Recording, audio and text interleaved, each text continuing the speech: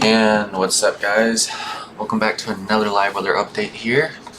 And we're going to be starting off with talking about the tropics out here in the mid-Atlantic, western Atlantic, and just talking about the possible development of this tropical cyclone. Hopefully it becomes a tropical depression late tonight into early tomorrow morning, if it does take off north of the islands, of course.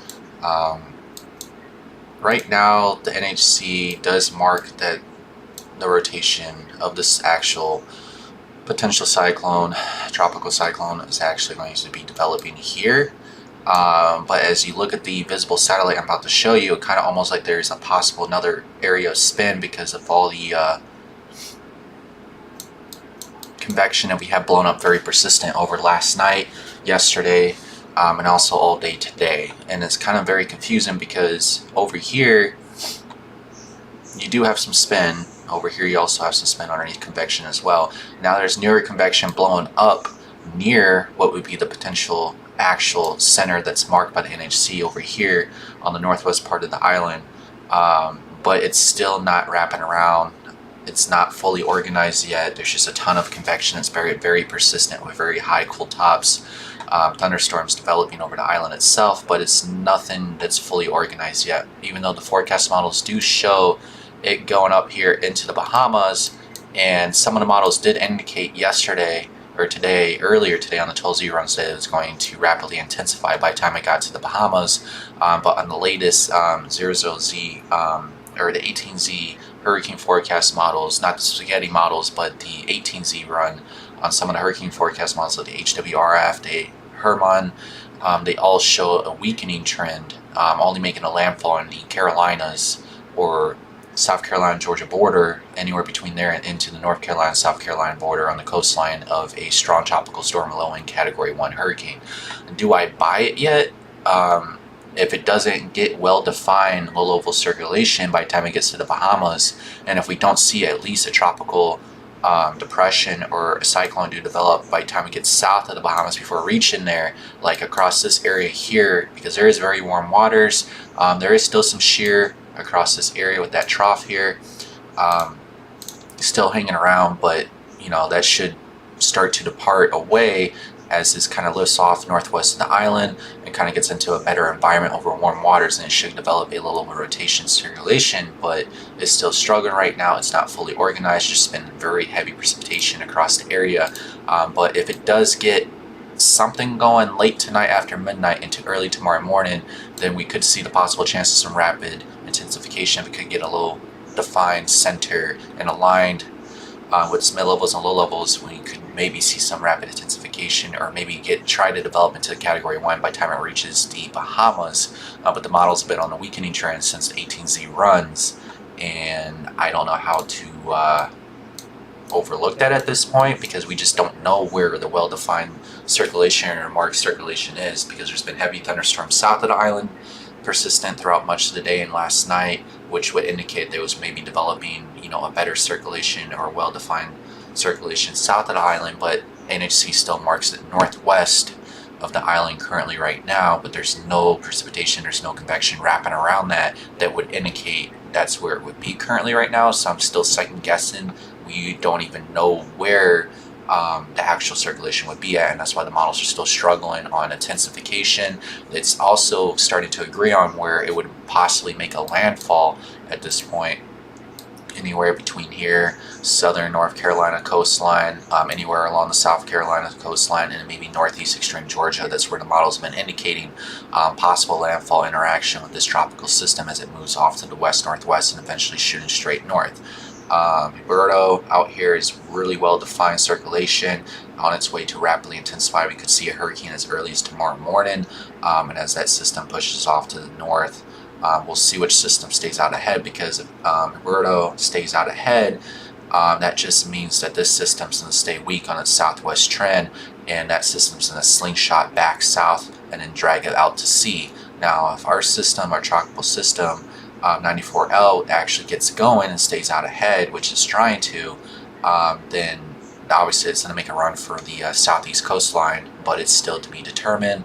Still a lot of uncertain scenarios that are unfolding here, and we won't know anything till at least tomorrow morning to see how the system looks, if it kind of gets off land here or if it doesn't. But that's what we're currently looking at here, and it's just a guessing game at this point.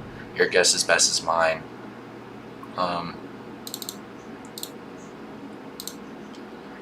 Currently looking at the loop here of our potential tropical system here, and 94L is still sending over the Dominican Republic here, putting out some very heavy bursts of convection here, still blowing up here on the southeast portions of the island. And like I said, its center is trying to get marked here on the northwest side of the Republic. But am I buying it yet? I mean, you can obviously see that there's two areas of potential spin. You got over here on the northwest part of the island. You also have spin over here on the southern portion of the island. It's starting to move slowly off to the northwest, kind of. But it doesn't look as organized as it's supposed to be. Now there's convection here developing over here. So I guess just fall asleep and kind of just wait to see what this looks like in the morning, because right now it's just a big blob of convection. We kind of zoom out here to kind of get a bigger picture here. It's currently what it's looking like here. Obviously you got some easterlies on the north side being pulled in. You got some easterlies and southeasterlies on the southern part, but it doesn't look like any well-defined spin in either location right now. Still, I mean, when the hurricane hunters go in and feed data to the hurricane forecast models, hopefully you get a better idea of where the center of location of the low rotation, where it's trying to develop more defined. If it's just like we just don't fully see it because it's just been hidden, or if it's still marked on the northwest side of the island when we wake up in the morning, and maybe we see an explosive development of convection on that going into tomorrow afternoon. But as of right now, it just seems like a unwell-defined system. It's not fully organized yet, and we just got to see what it does overnight tonight, after midnight, into tomorrow, and then we'll just get a better idea on how things are tracking with it. Currently still waiting for the 00Z hurricane spaghetti models to come out. I don't think it's supposed to come out anywhere between now and maybe 9:30. But going based on the 18Z run here, you can see that they're all being pulled into the South Carolina area, or South Carolina Georgia borderline here at this point. HWFI model goes straight north, which will keep it over waters long term and become more well defined, that's why that model currently right now has the highest intensity for a possible landfall of a high-end Cat 1 or low-end Cat 2 hurricane, while all the other forecast models show a stronger and tropical storm or low-end Category 1 hurricane at landfall. That's to be determined if it can get well-defined center as it moves off to the northwest off the island into warm waters, not interacting with any dry air or shear, and just going based on that. And that's why it's still marking the center just on the northwest side of the island. But when we look at it, I mean, it doesn't look like much, right? The convection's all been blown up over the island on the southward side, not allowing it to come off the island itself and move off to the northwest at this point. But the system just continues to dump a ton of heavy rain over the Republic at this point, causing flash flooding and probably some landslides over there as well.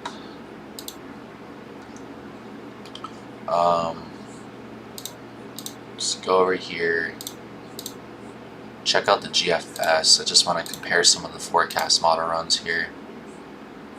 So we'll go all the way back to the 06Z.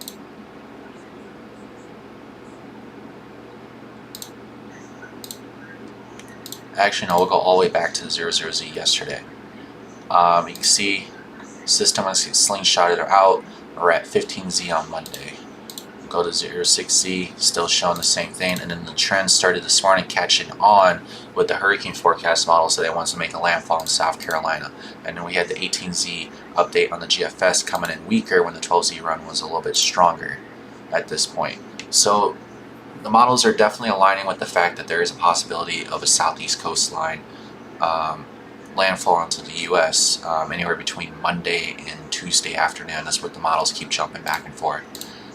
Same thing with the European model here, agreeing with it as well. The GFS and the European forecast model both agreeing with both of the ideas here of a possible landfall And then you have the Icon model, which is not really doing so great. It's been very consistent, showing that Herberto does get out ahead and it slingshots the system back east into the Atlantic, and it follows it off at this point.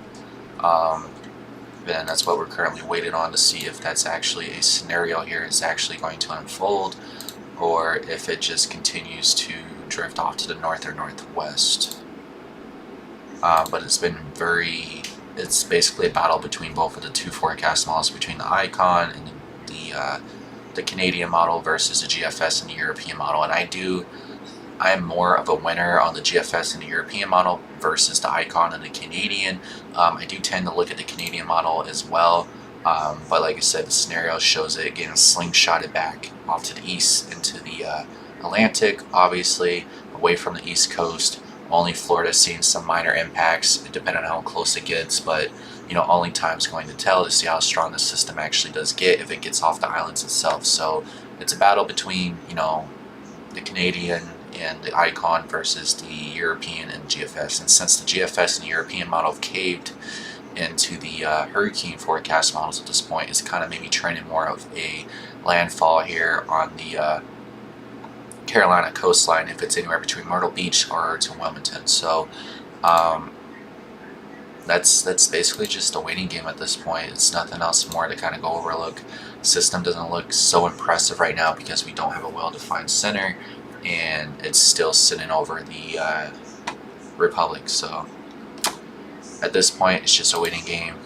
The NHC does have it trimmed down to making towards the U.S. coast at this point on their discussion here. 80% chance of developing in the next 48 hours, 90% chance developing in the 7 days. They do mention in there also the U.S. coasts are increasing for potential impacts. Interest that the area should monitor the progress of the system. Definitely torrential rainfall, wind, and storm surge impacts on the southeast coast.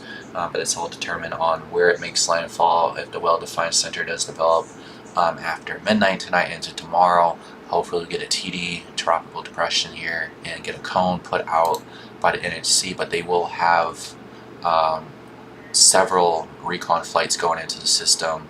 I mean, anywhere between like 8 to 12 runs. They're going to be very busy deploying out of the head of the system as well to study the atmosphere and water temperatures and everything else out ahead of it too, to get better feed into the hurricane forecast models, because the system is very uncertain. It can do a overperformer and just blow us all and say, well, hey, I'm taking off now, I'm going to become a major hurricane going into the southeast coast, or it does nothing and it just becomes just only a strong tropical system. But either way, the impacts are all the same along the coastline, of course. When the system's coming in like this, depending on if it's coming in like this, you're still getting strong southeasterly and easterly flow out ahead of the system, and also as the system's making landfall as well for like a couple days out in advance as the system's getting closer. So that's going to cause storm surge or beach erosion for even 24 to 48 hours out in advance before the system even comes in. So all these impacts are all the same still. Torrential rainfall, isolated tornadoes inland with the outer bands that kind of rotate around the system out ahead of the system as well. You got storm surge and big wave impacts coming into these beaches as well, since you have easterly winds out ahead of the system. So all the impacts are the same regardless if it's a strong tropical system or a hurricane. You're still getting beach erosion. You're still getting a long-term storm surge at high tides, wave increasing in heights as the system is on approach, and even gusty, tropical force winds or 25 to 35 knot winds, even 24 to 40 hours in advance. So you're still getting easterly winds at that point, still way out in advance of the system, making landfall. But still to be determined if it's going to be anywhere between Myrtle Beach or Wilmington at this point. So anywhere along this area should be on alert for a possible landfall of a tropical cyclone or a hurricane sometime between Monday and Wednesday. And we'll probably know more details by tomorrow into Sunday at this point.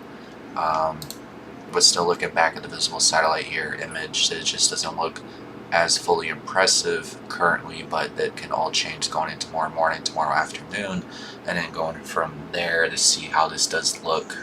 But other than that, that's all I have for details. Stay tuned, and that's about it.